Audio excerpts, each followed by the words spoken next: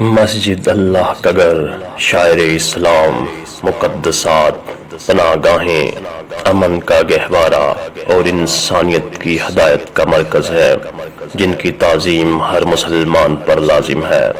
اللہ رب العزت فرماتا ہے، وہ شخص سے بڑھ کر ظالم کون ہے جو اللہ تعالیٰ کی مسجدوں میں اللہ کا ذکر کرنے سے روکے، ان کی بربادی کی کوشش کرے۔ ایسے لوگوں کو خوف کھاتے ہوئے ہی اس میں جانا چاہیے، ان کے لیے دنیا میں بھی رسوائی اور آخرت میں بھی بڑا عذاب ہے۔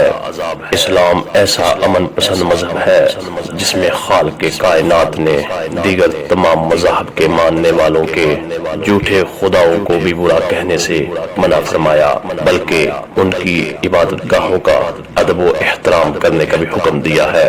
جس طرح مسجد میں اللہ کا ذکر کرنے سے روکنے والا اور اس کی عمارت کو نقصان پہنچانے والا گناہگار اور ظالم ہے، اسی طرح ان میں فتنہ برپا کرنے والا بھی گناہگار ہے۔ نبی کریم صلی اللہ علیہ وآلہ وسلم نے 8 ہجری میں جب مکہ فتح کیا تو اللہ کے حکم سے مسجد حرام میں مشرکین کا داخلہ ممنوع کر دیا، جو خانہ کعبہ کا ننگا طواف کرتے اور دیگر خرافات میں مبتلا تھے۔ عصر حاضر کے فتنوں میں سے ایک بڑا فتنہ میچ کے نام پر، کبھی سیکیورٹی چوری چکاری کے نام پر فوری بند کرنا، غیبت کرنا، باہمی لڑائی جھگڑا، ذاتی اناج، میلوں ٹھیلوں پر ڈول ڈمکوں، ذاتی خواہشات کی تکمیل، کبھی سستی شہرت تو کبھی سوچی سمجھی سازش کے تحت مساجد کے تقدس کو پامال کیا جا رہا ہے۔ لوگوں جان لو، یہ عمل اللہ کی بارگاہ میں ذلیل و رسوا کرنے والا اور عذاب میں مبتلا کرنے والا ہے۔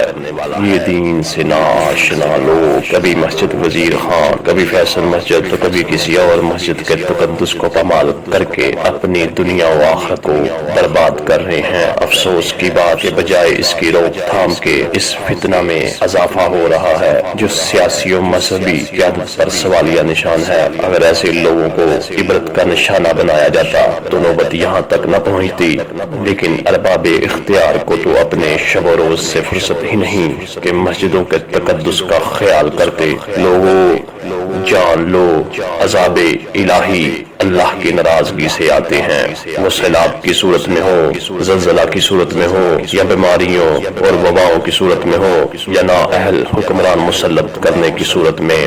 خدا را ہوش کے ناخن لیں کہ کہیں نوبت ہلاکت تک نہ آ جائے۔ ایسے لوگوں کی سرزنش کی جائے، نشان عبرت بنایا جائے، تاکہ ایسی سرگرمیوں کی روک تھام ہو اور مسجدوں کا تقدس بحال رہے۔